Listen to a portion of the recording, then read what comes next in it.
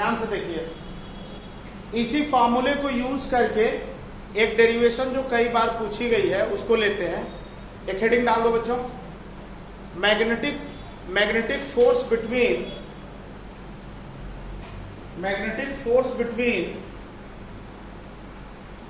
To parallel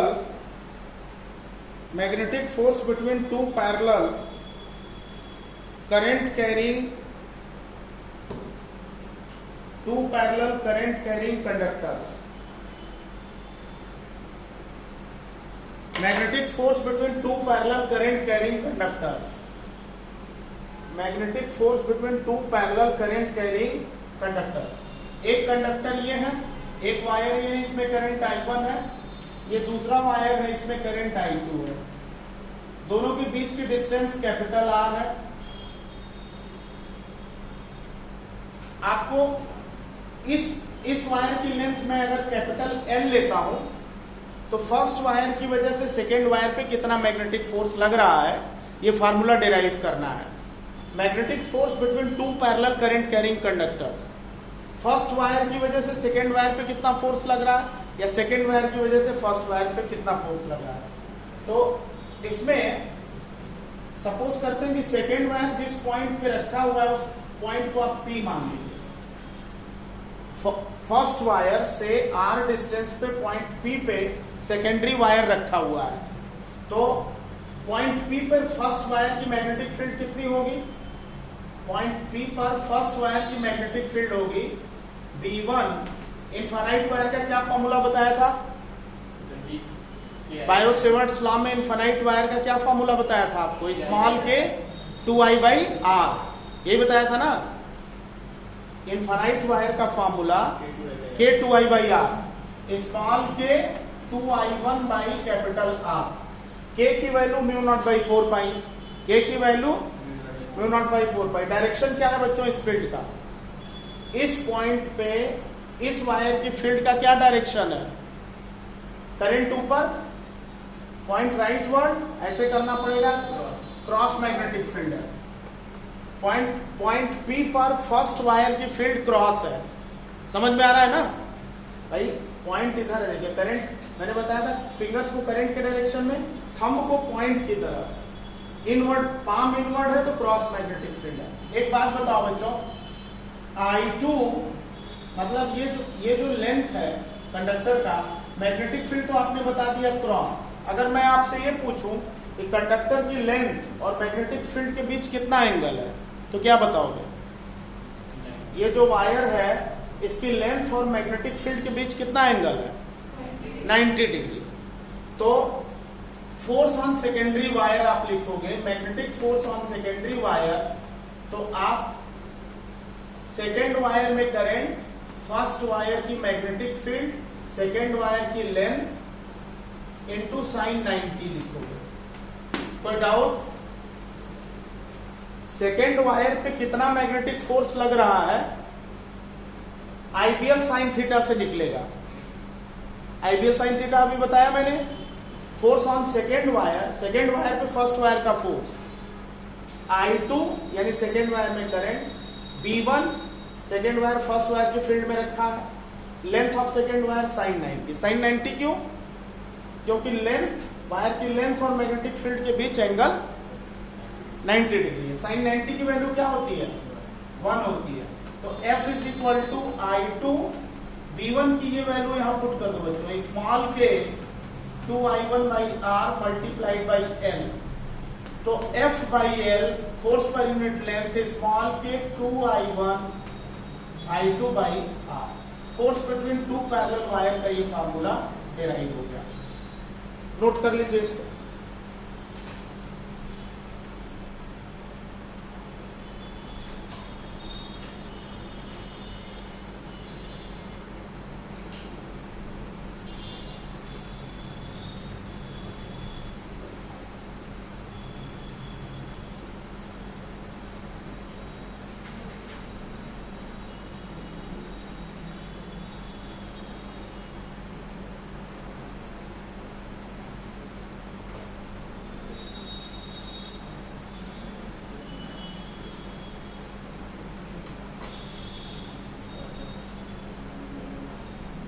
clear बेटा, done. के की वैल्यू म्यू नॉट बाई 4 पाई रख दें, अगर के की वैल्यू म्यू नॉट बाई 4 पाई रख दें तो 2 और 4 कट जाएगा। अगर इसको म्यू नॉट बाई 4 पाई रखें तो कितना आएगा बताइए, mu not I1 I2 by 2 pi R, mu not I1 I2 by 2 pi R, force, magnetic force between two parallel current carrying conductor.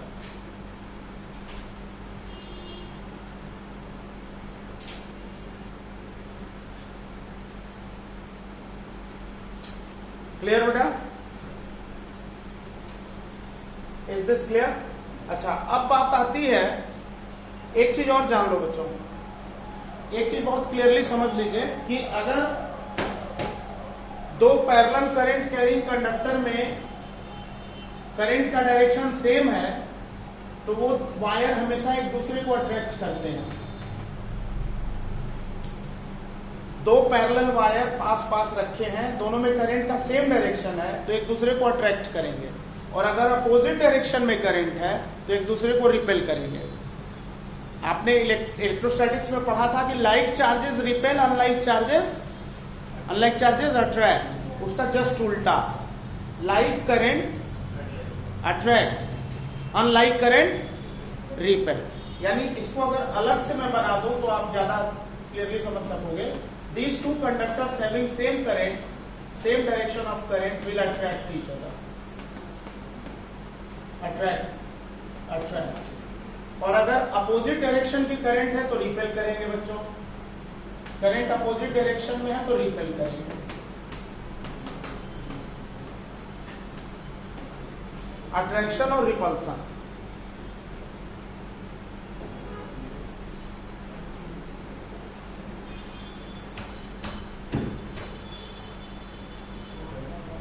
Clear? Current in same direction attraction, current in opposite direction repulsion.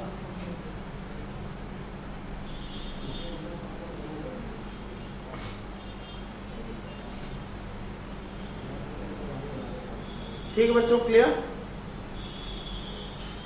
अब एक question इस पे मैं देता हूं। ये question कई बार अलग अलग एग्जाम में पूछा गया है, ध्यान से करिएगा। पहले तो क्वेश्चन है क्या ये देख लीजिए। क्वेश्चन ये है बच्चों कि ये करंट कैरिंग कंडक्टर है, इसमें 1 एम्पियर की करंट है, ये एक स्क्वायर लूप है, इसमें 2 एम्पियर की करंट है। इन दोनों के बीच की डिस्टेंस 10 सेंटीमीटर है और एवरी साइड लूप की 10 सेंटीमीटर है, स्क्वायर लूप है। तो ये क्वेश्चन ऑब्जेक्टिव फॉर्म में अगर पूछा जाएगा तो पूछा जाएगा कि स्क्वायर लूप किस डायरेक्शन में मूव करेगा। ऐसे करंट है तो ये लूप किधर जाएगा, राइट, लेफ्ट, ऊपर, नीचे, 4 ऑप्शन हो गए, बताओ किधर जाएगा। ये करंट कैरिंग वायर है, इसके पास ये स्क्वायर लूप रखा है, इसमें 1 एम्पियर की करंट है, इसमें 2 एम्पियर की करंट है। तो ये लूप किधर जाएगा, राइट जाएगा, लेफ्ट जाएगा, ऊपर जाएगा, नीचे जाएगा। 4 ऑप्शन है, बताओ बच्चों। लेफ्ट क्यों जाएगा? तो यहां रिपेल भी तो करेगा, ये अट्रैक्ट करेगा, तो ये दोनों ब्रांच रिपेल भी तो करेंगी। भाई ये लूप यहां रख के छोड़ा, आप बोल रहे हो कि लेफ्ट जाएगा, तो लेफ्ट क्यों जाएगा? लेफ्ट इसलिए जाएगा क्योंकि इस पर इसकी वजह से जो अट्रैक्शन है वो फोर्स ग्रेटर है, क्योंकि आप जानते हो force inversely proportional to R. अभी आपने डिराइव किया, अभी हमने डिराइव किया ना, F inversely proportional to R, small K 2I1 I2 by are. दो वायर के बीच की डिस्टेंस कम होगी तो फोर्स ज्यादा होगा, अट्रैक्शन का फोर्स स्ट्रांग है और इस पर इसका रिपल्सन का फोर्स वीक है बच्चों। वीक क्यों है? क्योंकि इन दोनों के बीच की डिस्टेंस ज्यादा है। इस साइड पर इस वायर का फोर्स स्ट्रांग है क्योंकि डिस्टेंस कम है, इस साइड पे इस वायर का फोर्स, रिपल्सिव फोर्स, वीक है क्योंकि ये डिस्टेंस ज्यादा है। तो एज रिजल्ट ऑफ विच ये लूप जो है लेफ्टवर्ड स्टार्ट करेगा मूव करना, क्योंकि F1 ग्रेटर देन F2 है। Is this clear? ठीक है ना, समझ में आ गया? अच्छा, अब अगर आपसे ये पूछ दे इस क्वेश्चन में, लिख लीजिए आप क्वेश्चन लिखिए, ये फिगर तो ड्रॉ कर ही लिया है, क्वेश्चन लिखो बच्चों। फाइंड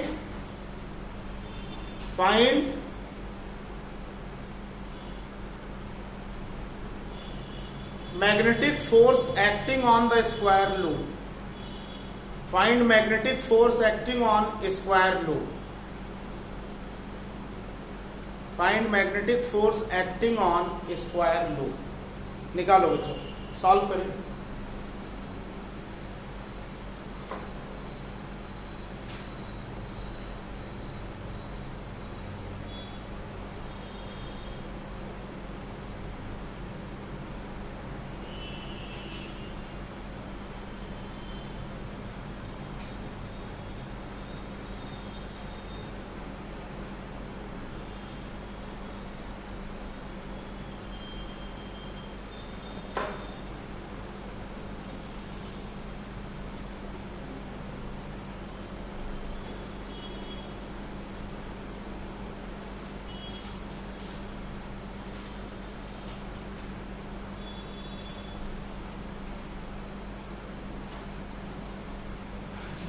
बेटा एक बात बताओ, अगर हम लेफ्ट साइड पे फोर्स F1 लेते हैं तो F1 की वैल्यू कितनी है? F1 बाई इस वायर की लेंथ कितनी है? 0.1।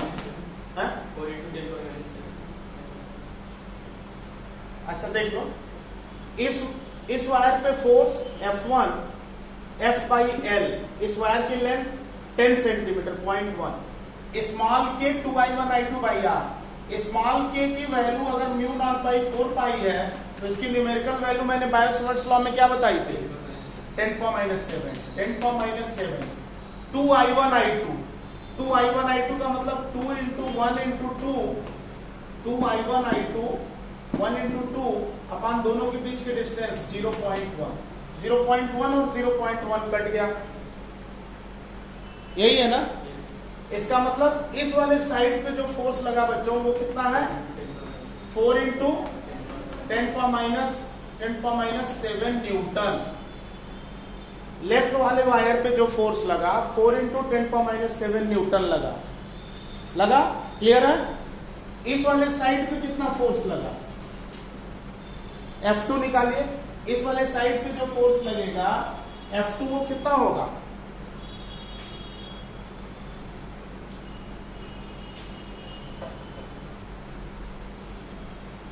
F2 डिवाइडेड बाई इस वायर की लेंथ 0.1, 10⁻⁻⁷ 2 I1I2 यानी 1 इंटू 2 अपॉन इस वायर और इस वायर के बीच की डिस्टेंस। इस वायर के बीच कितने डिस्टेंस है? 10 सेंटीमीटर ये है और 10 सेंटीमीटर ये है। 0.2 हुआ ना, तो 0.2। ये बेटा अगर डेसिमल हटा दें तो F2 कितना हो जाएगा? 2 आया तो 2 से 2 काट दो यहाँ पे, तो F2 आया 2 इंटू 10⁻⁷ न्यूटन। ये वाला फोर्स इधर लग रहा है, ये वाला फोर्स इधर लग रहा है। इस वाले वायर पे फोर्स ऊपर लगेगा और ये इधर नीचे लगेगा, इन दोनों पे फोर्स सेम लगेगा तो ये कैंसिल हो जाएंगे। यहाँ पे डिस्टेंस कम है तो ज्यादा फोर्स है, यहाँ डिस्टेंस ज्यादा है तो कम फोर्स है। तो नेट फोर्स जब आप निकालोगे तो F1 माइनस F2 कर दोगे। नेट फोर्स आप निकालोगे तो F1 माइनस F2 कर दोगे। तो F नेट की बात अगर करें तो F1 माइनस F2 क्या आंसर आएगा बच्चों? इसमें से इसको सब्ट्रैक्ट कर दो, 2 इंटू 10⁻⁷ न्यूटन। ये नेट फोर्स लूप पे लगेगा, स्क्वायर लूप पे नेट फोर्स इतना लग जाएगा। सबको क्लियर है?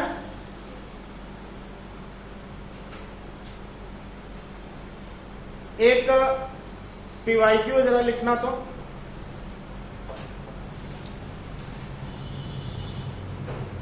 क्वेश्चन इस तरह से बेटा लिखिए क्वेश्चन,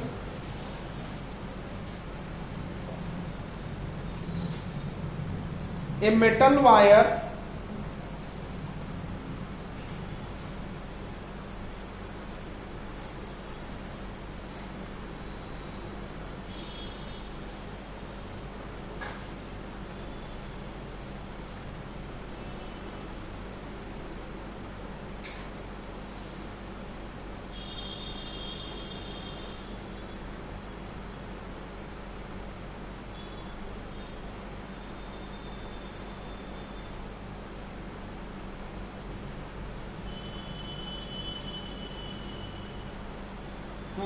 लिखो बेटा,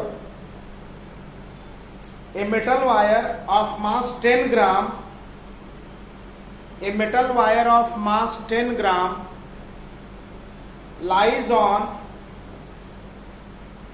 लाइज एट रेस्ट, ऐसे लिखो, lies at rest, lies at rest, lies at rest on two horizontal parallel wires,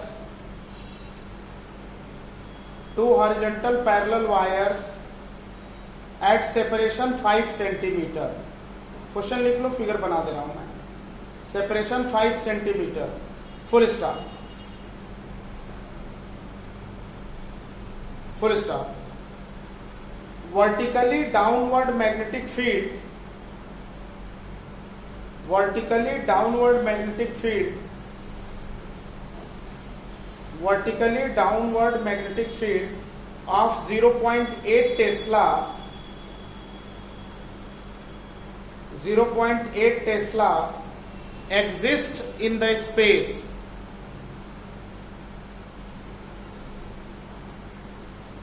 full stop। Resistance of circuit is slowly decreased, resistance of circuit is slowly decreased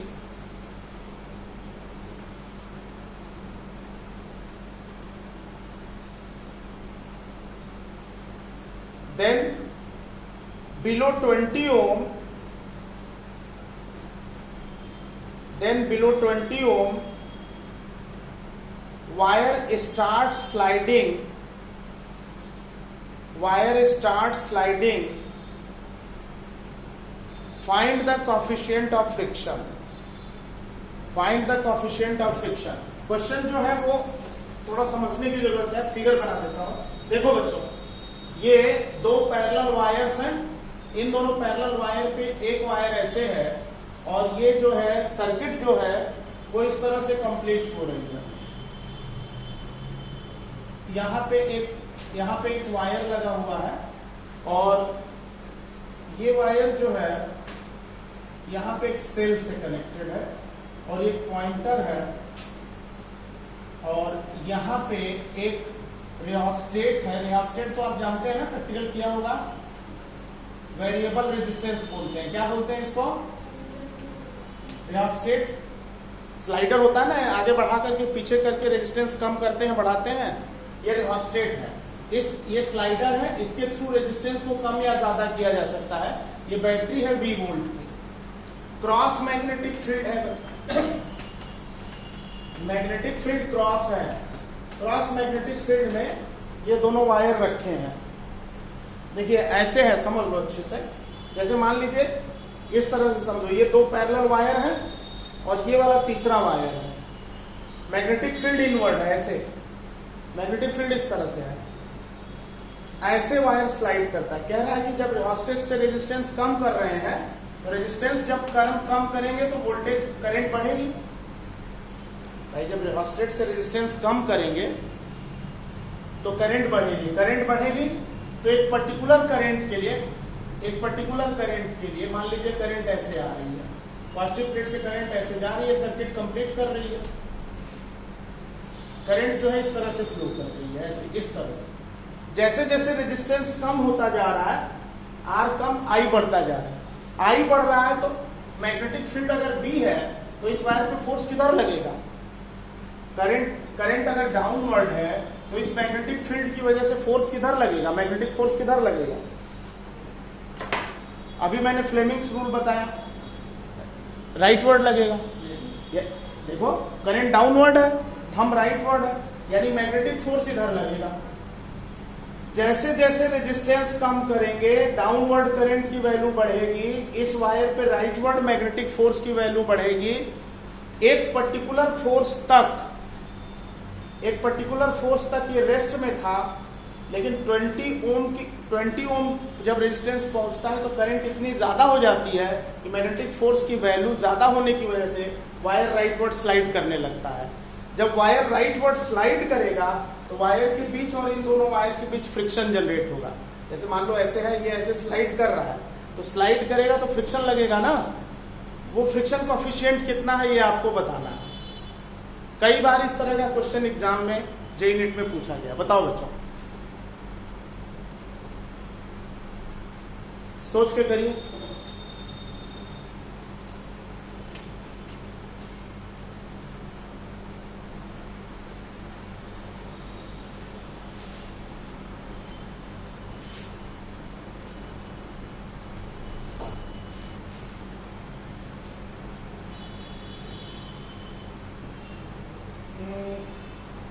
ऐसा है ना, battery का voltage दे रखा है बेटा 6 volt, ये note कर लीजिए।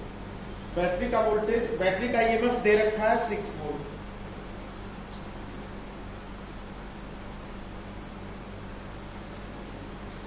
निकालिए।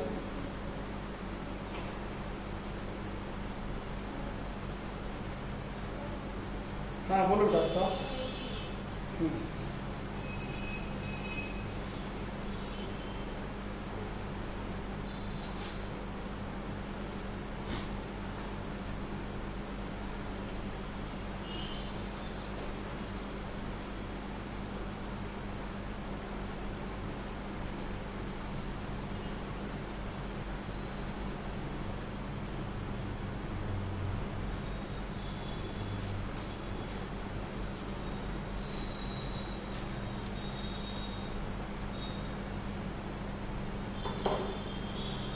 मैग्नेटिक फोर्स किधर लग रहा है, राइट लग रहा है।